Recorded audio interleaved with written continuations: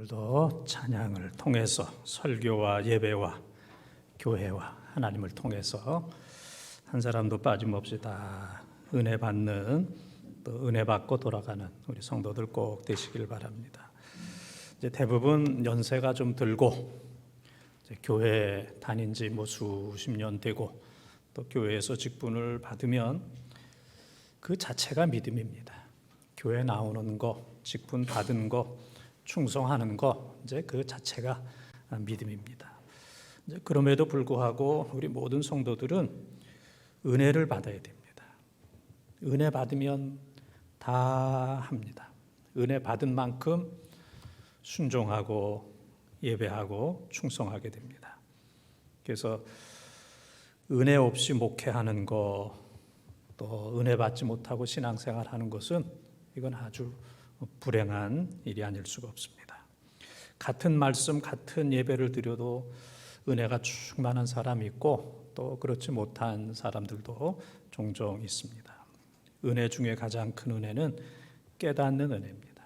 부모님의 은혜를 깨닫고, 하나님의 은혜를 깨닫고, 가족들의 은혜를 깨닫고, 교회의 은혜를 깨닫는 것, 이건 깨닫는 것은 최고의 은혜입니다. 찰스 스펄전 목사님은 이제 그런 얘기를 했습니다. 천국에 공로로 가게 된다면 나는 천국에 못 간다. 그러나 천국은 공로로 가는 게 아니고 은혜로 가는 것이기 때문에 나는 넉넉히 천국을 향하여 뛰어간다. 천국에 갈 자격이 있다. 이제 그런 고백을 했습니다. 우리의 모든 것들이 다 하나님의 은혜입니다. 예배 드리는 거, 봉사하는 거, 찬양하는 거, 또 장차 천국 가는 거 다 하나님의 은혜인데 하나님의 은혜가 지금보다 더 충만하기를 주님의 이름으로 축원을 드립니다. 이제 꽃을 꺾어서 하는 것을 이제 꽃꽂이 그렇게 얘기합니다. 꽃꽂이 예쁘죠. 나무를 꺾어서 다른 곳에 심는 것을 꺾꽂이 그럽니다. 꺾꽂이 꺾어서 다른 곳에 심는다. 이제 꺾꽂이 그렇게 얘기하는데 이제 오늘 말씀에 보게 되면은 이 백향목 나무 가운데 제일 높고 깨끗하고 건강한 나무를 꺾어서 산에 높은 산에 이제 심게 되면 그 백향목이 또 잘 자라나서 큰 나무가 된다 하는 이제 그런 말씀입니다. 그래서 오늘 이 예수 그리스도를 백향목 나무에 비유했어요. 이제 우리가 구약을 보게 되면은 구약의 모든 말씀이 예수 그리스도에 대한 말씀, 메시아에 대한 말씀, 장차 오실 메시아. 우리가 성경을 읽어보면 야, 메시아가 이런 분인데 장차 인간의 몸을 입으시고 이 땅에 오시는구나. 우리가 구약을 볼 때 예수 그리스도, 메시아를 볼 수가 있습니다. 그래서 오늘 말씀은 이 백향목을 예수 그리스도에 비유해서 예수 그리스도를 통해서 이 하나님의 나라가 확장되는 이러한 모습을 오늘 우리들에게 보여주고 있습니다. 오늘 이 말씀을 통해서 여러분 모두가 다 또 말씀을 깨닫고 은혜 받는 축복의 시간이 되시기를 주님의 이름으로 축원을 드립니다. 첫 번째 따라하겠습니다. 유일한 구원자이십니다. 유일한 구원자이십니다. 22절을 통독합니다. 주 여호와께서 이같이 말씀하시되 내가 백향목 꼭대기에서 높은 가지를 꺾어다가 심으리라. 내가 그 높은 세 가지 끝에서 연한 가지를 꺾어 놓고 우뚝 솟은 산에 심되. 아멘. 이 백향목 나무 가운데서 높고 건강하고 좋은 그 가지를 꺾어서 이스라엘의 높은 산에 심는다 그랬습니다. 이 백향목 이것은 이제 예수 그리스도를 이제 나타내는 그런 말씀입니다. 예수 그리스도는 아브라함과 다윗의 후손으로 오셨습니다.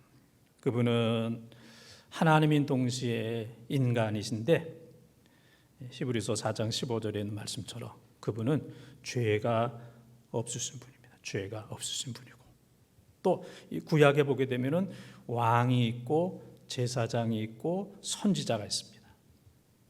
그런데 이 구약에서는 이 세 가지 직분 가운데 사람은 한 가지 직분만 해야 됩니다. 세 가지를 다 할 수가 없어요.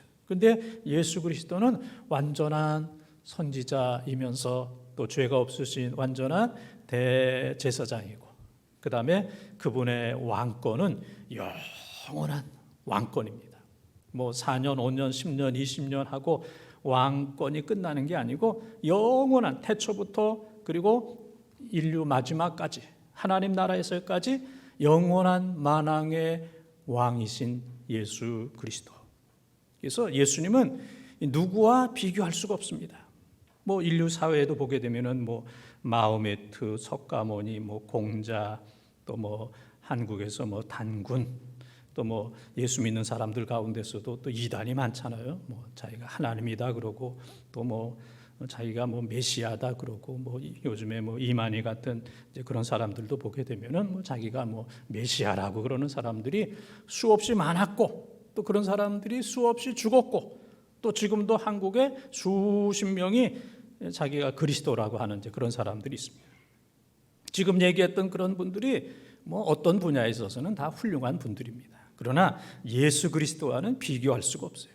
예수 그리스도와 비교하게 된다면 몇 천만 분지 1, 예수님의 능력이나 모든 것에 비하면 몇 천만 분지 1, 지극히 작은 부분만 예수 그리스도를 닮았지 다른 부분은 예수님을 결코 닮을 수가 없습니다. 그만큼 예수 그리스도는 크신 분이고, 특별히 인간의 죄의 문제를 해결하는 것, 인간을 구원하는 것, 이것은 백향목 되시는 예수 그리스도 외에는 어느 누구도 인간을 구원할 수가 없습니다. 이 세상의 모든 종교를 다 합친다 할지라도 한 사람의 죄의 문제를 해결할 수 없고 한 사람을 구원할 수 없는데, 예수 그리스도께서는 한 번 십자가의 죽으심으로 그 피로, 한 번 흘리신 그 피로 이 시대 오고 오는 모든 시대 예수 믿는 사람들을 다 구원하십니다.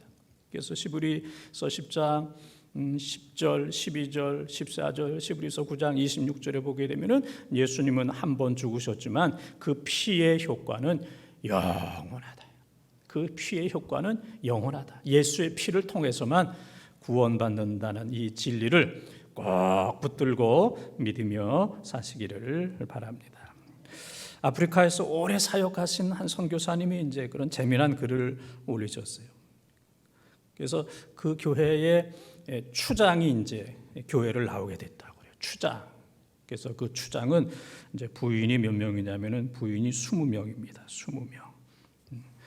그래서 그 20명에서 난 아이들까지 합치게 되면은 그 교회 교인 뭐 거의 다 차지하게 되는 거예요. 그분의 그 추장의 위치가 마을에서도 중요할 뿐만 아니라 그 교회에서도 아주 이제 중요합니다.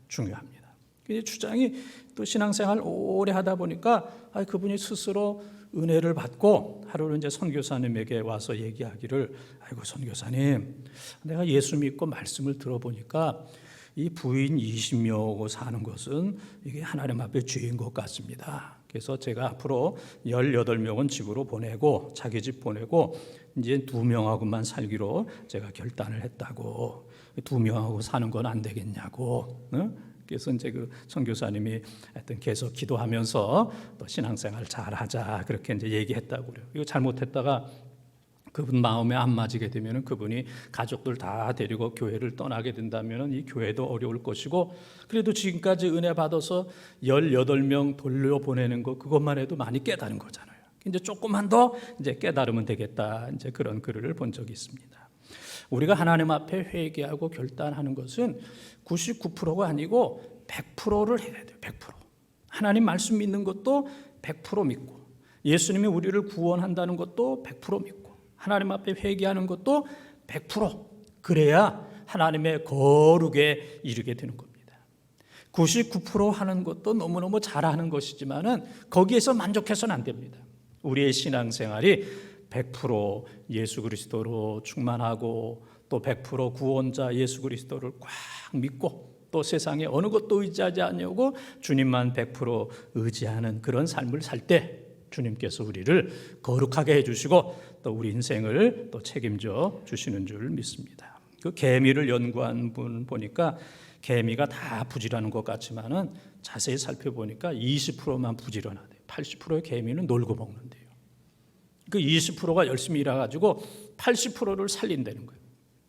이 세상도 20대 80의 법칙이 있습니다. 20%의 사람이 80%를 일을 하고 80%의 경제적인 부를 가지고 삽니다. 그러니까 20%는 넉넉하게 사는 거예요.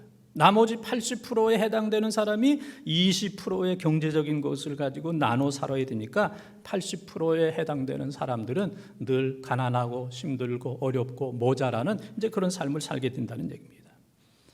교인들 가운데서도 20%가 열심히 일하고 그래요. 그래서 우리의 신앙도 80% 그냥 게으르고 나태한 신앙이 아니라 20%에 해당이 되어서 열심히 또 신앙생활을 해야 되겠고, 또 우리만 신앙생활 잘할 뿐만 아니라 우리 사랑하는 우리의 자녀들이 80%에 해당되지 아니하고 20%에 해당될 수 있도록 열심히 신앙생활하고 뜨겁게 하나님 나라를 위해서 봉사할 수 있는, 그래서 우리의 후손이 하나님을 모르는 다른 세대가 아니라, 사사기 2장 10절에 보면은 하나님을 모르는 다른 세대가 있다 그랬어요. 하나님의 신앙을 잘 섬기는, 하나님을 잘 섬기는 이어지는 다음 세대가 되어야 되는데, 이어지지 아니하는, 부모는 신앙생활 하는데 자녀들이 신앙생활 하지 않는 다른 세대, 하나님을 모르는 세대가 되지 않도록, 이 교회의 다른 세대가 아니라 다음 세대가 될 수 있도록, 그리고 각 가정도 여러분들이 신앙생활 잘 하시는 것처럼 여러분의 후손들이 하나님을 잘 섬기는 다음 세대, 100% 예수 그리스도를 믿고 회개하고 그리고 100% 주님께 봉사하는 귀한 사랑하는 성도들이 다 되시기를 주님의 이름으로 축원을 드립니다. 두 번째 따라하겠습니다. 섬김의 구원자 있습니다. 섬김의 구원자 있습니다. 23절 말씀을 통독합니다. 이스라엘 높은 산에 심으리니 그 가지가 무성하고 열매를 맺어서 아름다운 백향목이 될 것이요 각종 새가 그 아래에 깃들이며 그 가지 그늘에 살리라. 아멘. 그 나무도 이렇게 좋은 나무를 꺾어서 그 이스라엘의 높은 산에 이제 심었다고 그랬어요. 처음에 심을 때는 이거 뭐 나무가 되겠나 그렇게 생각될 때가 있잖아요. 농사 질 때도 보면은 그 벼 같은 것도 이렇게 처음에 이렇게 심은 거 보면 저거 벼가 되겠나, 또 저거 뭐 파가 되겠나, 저거 뭐 배추가 되겠나 그렇게 이제 생각이 되는데, 또 며칠 지나고 보게 되면은 파릇파릇하게 잘 자라나는 이제 그런 모습을 보게 됩니다.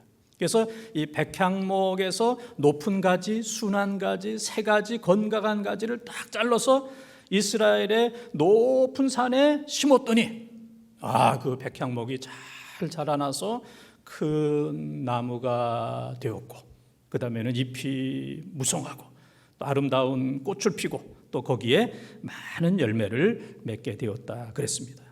그런데 이제 지금 읽은 말씀에 보게 되면 그렇게 될 것이요 그리고 각종 새가 그 아래에 깃들이며 그 가지 그늘에 살리라. 그 큰 백향목에 각종 새가 와서 거기에서 쉬고 그리고 그 그늘에서 쉬게 된다 그랬습니다. 백향목의 나무는 크고 아름답고 꽃피고 열매 맺는 거기 자체의 목적이 있는 게 아니라, 나만을 위한 거기 목적이 있는 게 아니라 각종 모든 새들 짐승들이 와서 그늘에서 쉬고 또 나무에 앉아서 안식을 얻을 수 있도록 하는 것, 그럴 때 백향목으로서 가치가 있다 그런 얘기입니다. 교회가 또 교인들을 사랑하고 또 교회가 교회를 위해서 여러 가지 많은 사역을 하는 것 너무너무 중요하지만, 그러나 교회가 교인들만 위한 교회, 또 교회만 위한 교회가 된다면 이건 세상의 빛과 소금이 되지 못하는 거예요. 그래서 교회 자체를 유지하고 교회 자체를 섬기는 것도 힘든 일이지만은 교회 안에 머물지 않고 세상을 향하여 문을 열어서 이 지역을 위해서 일하고 사회를 위해서 일하고 또 이 예수 믿지 않는 그런 사람들을 위해서 격려하고 기도할 수 있는 이제 그러한 교회가 될 때 이 사회가 교회를 인정하고 또 이제 교회를 존중하게 되는 겁니다. 그래서 예수 그리스도는 높은 나무이고 아름다운 나무이고 열매를 많이 맺는 나무이지만 홀로 즐기시는 그러한 예수 그리스도가 아니고 그 모든 것들을 다 나눠주는, 그래서 지금 읽은 말씀에 보게 되면 각종 새가 그 아래에 와서 깃들인다 그랬습니다. 모든 새, 작은 참새도 오고 큰 독수리도 오고, 이 백향목에서 야, 멋있는 새, 예쁜 새, 큰 새만 와라. 이 참새처럼 조그만 새는 오지 말아라. 여기 올 가치가 없다, 자격이 없다. 그러면 안 된다는 거예요. 이 백향목은 모든 새, 어떤 짐승이든지 다 와서 마음껏 쉬어라. 마음껏 쉬어라. 그늘에 와서 쉬어라. 가지에 와서 쉬어라. 이 하나님의 교회, 하나님의 나라는 각종 새가 오는 것처럼 모든 사람, 교인도 오고 또 교인 아닌 사람도 오고 부유한 사람도 오고 가난한 사람도 오고 흑인도 오고 백인도 오고 누구도 가리지 않냐고 교회 오고 싶은 모든 사람. 그래서 예수님께서도 마태복음 11장 28절에 보게 되면 수고하고 무거운 짐진 자들아 다 내게로 오라 그랬습니다. 이 세상에 수고하고 무거운 짐 지지 않은 사람이 어디 있겠습니까? 잘 사는 사람도 나 너무 힘들어. 권력을 가지고 있는 사람도 나 너무 힘들어. 젊은이들도 나 너무 힘들어. 수고하고 무거운 짐 짓지 않는 사람은 한 사람도 없습니다. 그래서 예수님께서 초청하시는 것은 누구누구는 오지 말아라 그게 아니고 모든 사람 다 오라. 모든 사람 다 오라. 그래서 시편 68편 19절에 보게 되면은 날마다 우리의 짐을 져 주시는, 우리를 구원하시는 하나님을 찬양한다고 그랬어요. 우리 주님께서는 어떤 특정한 사람들의 짐만 지어주시고 특정한 사람만 사랑하시고 특정한 사람만 병 고쳐주시는 그런 분이 아니라 어느 누구도 가리지 아니하고 모든 사람 주님 앞에 오는 모든 사람들을 사랑해 주시고 또 영접해 주시고 치유해 주시고 또 축복해 주시는 줄 믿습니다. 며칠 전 신문에 보니까 이 주인이 교통사고로 이제 죽었는데 그 주인이 교통사고로 죽은 자리에서 11년 동안 개가 주인을 기다리고 있다는 얘기예요. 주인이 죽은 그 교통사고 그 자리에 11년 동안 개가 거기서 이제 주인을 기다리고 있는 거예요. 개는 주인이 돌아올 거다 하는 이제 그런 마음에서 11년 동안 하루도 빠짐없이 그 자리에서 기다리고 있는 그 기사를 보았고 또 그 개 사진을 찍어 있는 그런 모습을 보았습니다. 아주 가슴이 뭉클했습니다. 그 충견 주인에게 충성하는 것. 그렇기 때문에 사람들이 개를 키우고 개를 이뻐하고 요즘에는 사람들보다도 더 맛있는 음식을 주고 더 비싼 옷을 입히고 또 개 호텔에도 데리고 가고 사람보다도 더 병원에 갈 때는 그 병원비가 더 많이 드는 개를 위해서 아끼지 않는. 그래서 어떤 사람들은 그런 얘기 하잖아요. 나는 집에서 개만도 못하다 이런 얘기를. 개만도 못하다, 개 다음이다 이제 그런 얘기를 하는데 이 개는 의리가 있고 섬김이 있고 이제 충성이 있는 것을 볼 수가 있습니다. 미국의 많은 그 부자들이 사회에 기부를 합니다. 사회를 섬깁니다.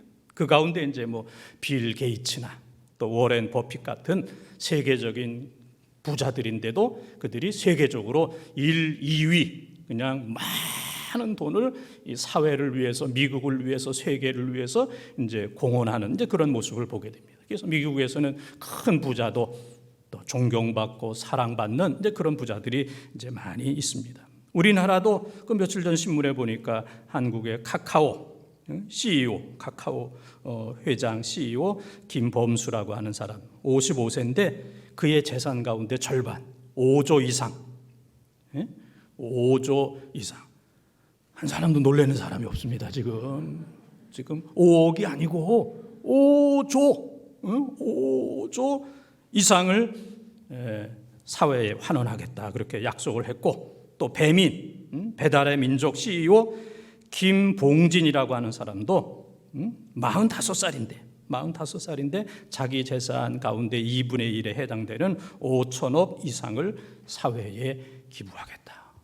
요즘 이 젊은 그 기업인들 김범수는 이제 55세고 김봉진이라고 하는 사람은 45세. 참 뭐 우리가 볼 땐 젊고 어리잖아요. 그런데도 생각이 다르잖아요. 젊은 사람 뭐 형편없다, 뭐 이기적이다 그렇지만은 전혀 그렇지 않아요. 옛날 재벌은 뭐 탈세하고 감옥 가고 욕 먹고 그런 경우들이 이제 상당히 많이 있는데, 요즘에 젊은 기업인들 가운데서는 자기 재산의 얼마 이상을 사회에 이제 기부하는 그러한 모습들. 그 기부하는 자체가 좋은 브랜드예요. 브랜드. 그 회사는 더 잘 돼요. 많은 걸 기부했지만은 기부함으로 인해서 그 회사의 브랜드 가치는 점점 높아지는 이제 그런 것들을 볼 수가 있어요. 빌 게이츠나 워렌 버핏이 망하지 않아요.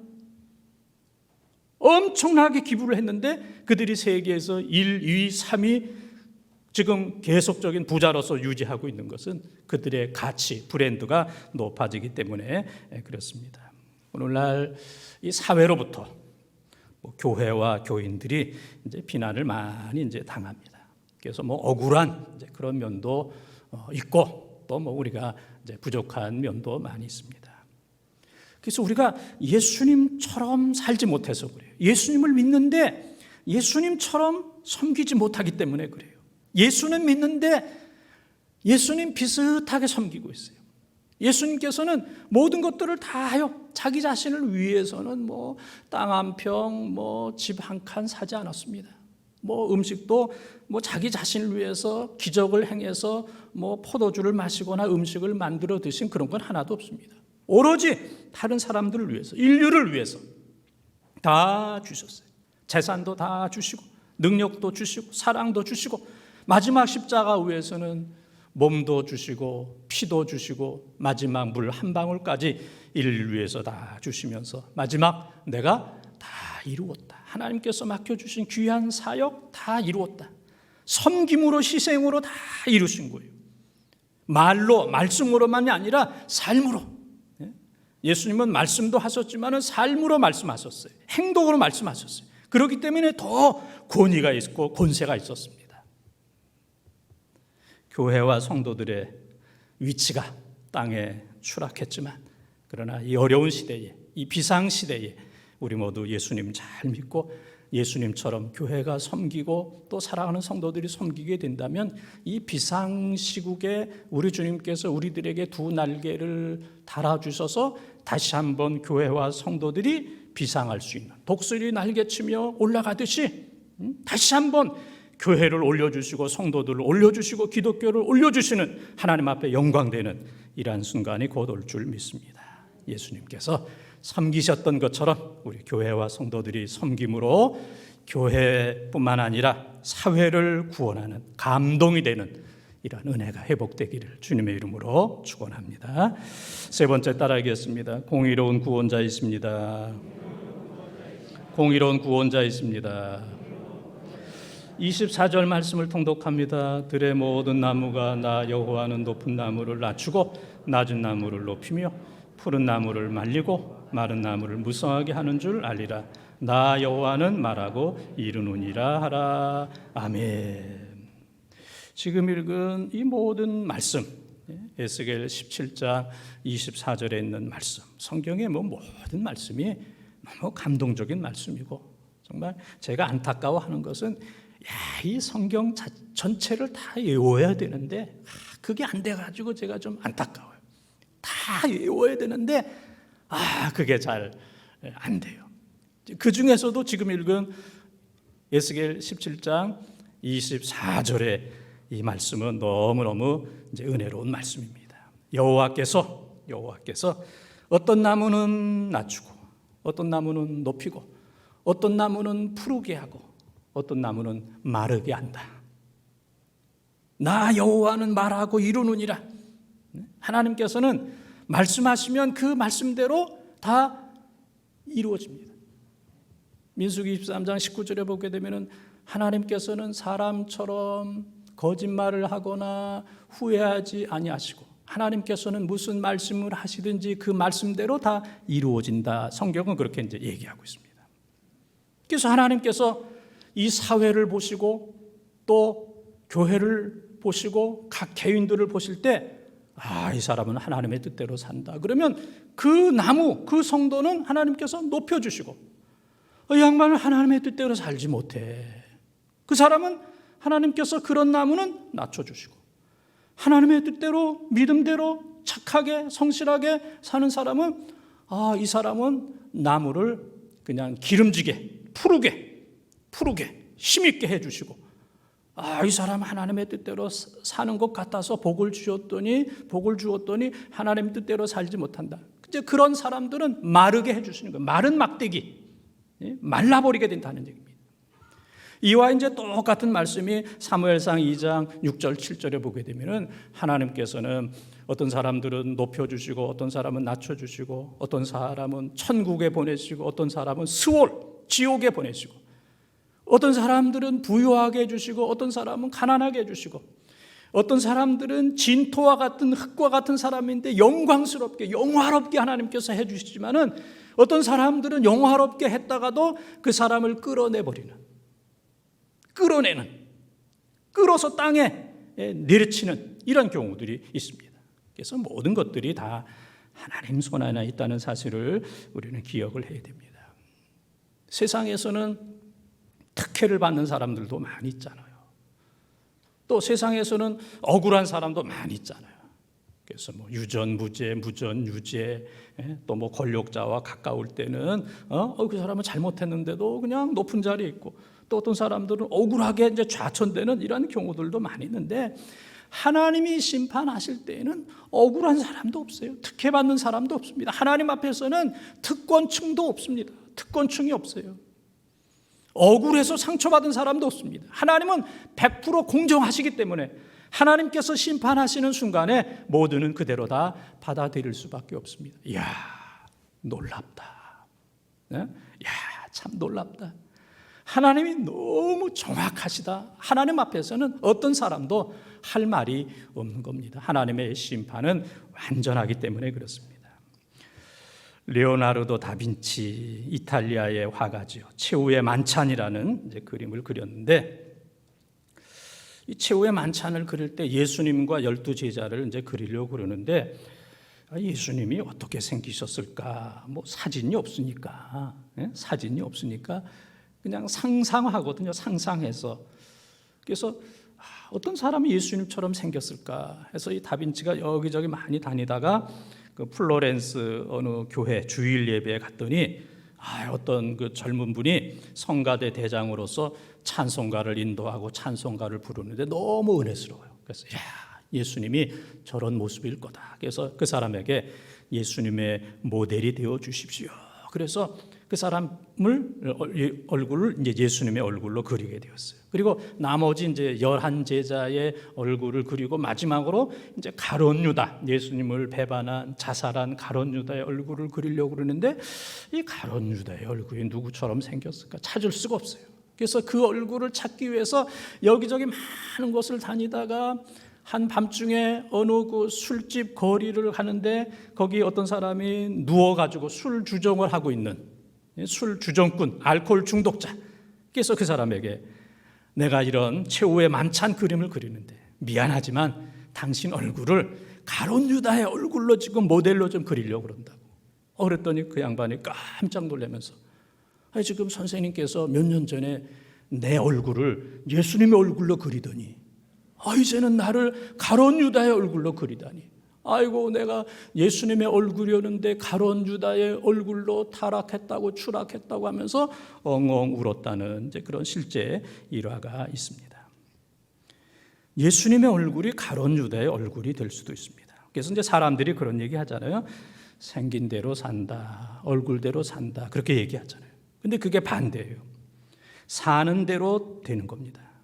사는 대로 얼굴이 되는 거예요. 사는 게 얼굴입니다. 사는 게 얼굴.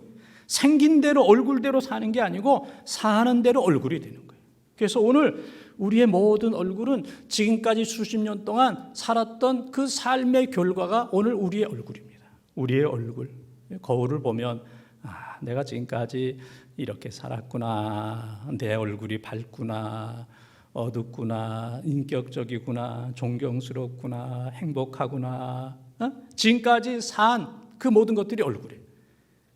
그래서 사는 것이 얼굴을 만드는 것이고 사는 것이 그 사람의 모든 것들을 만드는 겁니다. 그래서 우리의 나머지 삶, 우리가 어떻게 사느냐에 따라서 우리의 얼굴이 달라지게 될 겁니다. 더 밝을 수도 있고 영광스러울 수도 있고 거룩할 수도 있고, 그렇지 않으면 더 어두울 수도 있고 더 원수 마귀 사탄을 닮아갈 수도 있다는 얘기예요. 그래서 우리의 삶이 우리의 얼굴을 결정한다는 사실을 기억을 하면서 삶을 거룩하게, 삶을 아름답게, 우리의 삶을 예수님처럼 가룟 유다의 삶이 아니고 예수님과 같은 삶을 살게 된다면 우리의 얼굴이 예수님과 같은 얼굴이다 되는 줄 믿습니다. 오래간만에 재미없는 얘기 해드릴게요. 네? 오래간만에 아주 재미없는 얘기 하겠습니다. 참기름하고 라면이 싸웠는데 라면이 경찰서에 붙들리게 됐어요.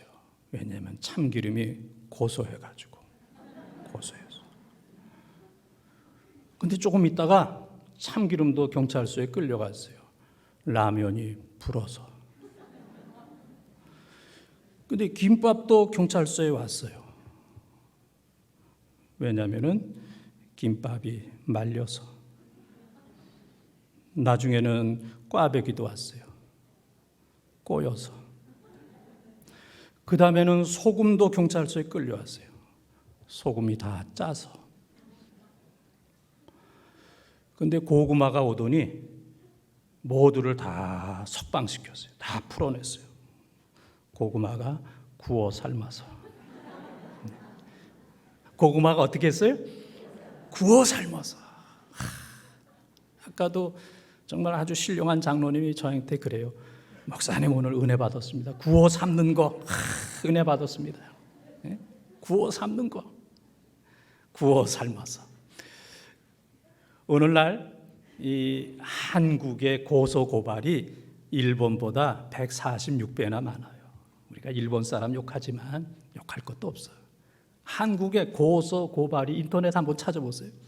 얼마나 더 많으냐면은 146배나 한국이 일본 사람보다 고소 고발 싸움이 많아요. 이건 정말 너무너무 부끄러운 겁니다. 고소하는 거, 부는 거, 말리는 거, 또 짜는 거, 이거 다 버리고 이제 우리는 고구마처럼 어떻게 살아야 돼요? 어떻게 살아야 돼요? 구워 삶아야 돼요. 가족들 구워 삶고, 교인들 구워 삶고, 싸우고 다투는 사람, 갈등 있는 사람들 구워 삶아서 우리 마음이 평안해야 되고, 가족이 평안해야 되고, 교회가 평안해야 되는 줄 믿습니다. 이 코로나 상황 속에서 너무너무 힘든데, 이 상황만 해도 힘든데 싸우고 갈등하고 고소하고 고발하고 그러면은 가정이 죽어요. 교회가 죽습니다. 이 사회가 다시 살아나기가 어렵습니다. 이 코로나를 이기고 살아나기가 어렵습니다. 그래서 마태복음 5장 9절에도 보게 되면은 화평케 하는 자는 복이 있나니 너희가 하나님의 아들이라 일컬음을 받을 것이요. 히브리서 12장 14절에 보게 되면은 거룩함과 화평함이 없이는 하나님의 얼굴을 뵙지 못한다고 그랬어요. 그리고 로마서 12장 18절에 보게 되면은 할 수 있거든 모든 사람들과 화목하라 그랬어요. 모든 사람들과 화목하라. 가까이 있는 사람들도 화목해야 되지만은 모든 사람들과 화목하라. 화평함과 거룩함이 없이는 주의 얼굴을 볼 수 없다고 그랬어요. 저도 안경을 지금 만약 벗게 된다면 여러분의 얼굴을 잘 분간할 수 없는 것처럼 거룩함과 화평함의 이 안경을 쓰지 않으면 결코 주님을 볼 수 없는 이런 사람이 될 수밖에 없어요. 화평하지 못하면 하나님의 아들이 아니라 그것은 마귀의 자녀가 될 수밖에 없습니다. 오늘 이런저런 어려움으로 인해서 갈등과 싸움으로 인해서 가정과 교회가 싸움터가 됐고 난장판이 됐고 사탄의 놀이터가 돼버렸어요. 싸움과 갈등이 너무 많아서 이 마귀의 놀이터. 요즘 사탄이 할 일이 없어요. 알아서 싸워주니까. 알아서 가족들이 싸우고 교인들이 싸우고 이 세상에서 싸우고 싸움판이니까 사탄이 할 게 없어요. 그냥 가만 놔둬도. 갈라디아서 5장 15절에 보게 되면 물고 먹으면 옛날 성경에는 물고 뜯으면 망할까 하노라. 물고 뜯으면 다 망하는 거예요. 지금 갈등과 싸움으로 인해서 다 망해져가는 이런 세상에서 우리는 화평함을 가져야 돼요. 하나님이 계신 곳, 말씀이 있는 곳, 정의가 있는 곳, 화평합니다. 아무리 화평하려고 그래도 믿음이 없고 말씀이 없고 정의가 없고 정직이 없으면 그 모임은 다 깨집니다. 그 관계는 다 깨져요. 그 모임, 모든 조직은 다 깨질 수밖에 없어요.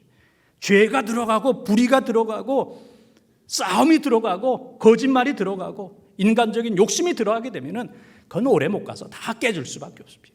하나님의 정의와 공의가 있는 것은 결코 깨지지 않습니다. 그래서 우리는 이 힘든 시대 하나님의 화평함으로 하나님의 공의로 모든 것들을 이기는 여러분들이 꼭 되시길 바랍니다. 사랑하는 본동가족 여러분, 코로나로 인해서 얼마나 힘들고 어렵습니까? 이 어려운 이 시대를, 갈등과 싸움과 이 어려운 시대를 누가 해결할 수 있겠습니까? 새로 되는 서울시장이 해결할 수 있겠습니까? 새로 되는 부산시장이 이거 해결할 수 있겠어요? 거기에 목숨 겁니까? 예? 서울시장이 이 모든 것들을 다 가정, 교회, 이 사회적인 이 코로나 수많은 어려움을 이 서울시장이 해결할 수 있겠어요? 부산시장이 해결할 수 있겠습니까? 이 모든 것을 해결할 수 있는 분은 오직 백향목 되시는 예수 그리스도밖에 없는 줄 믿습니다.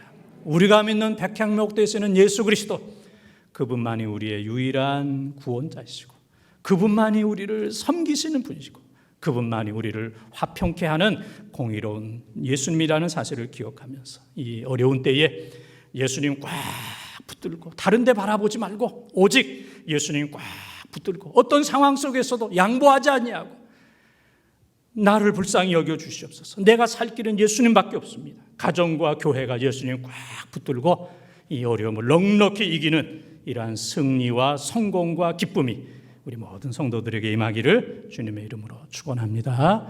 축원합니다.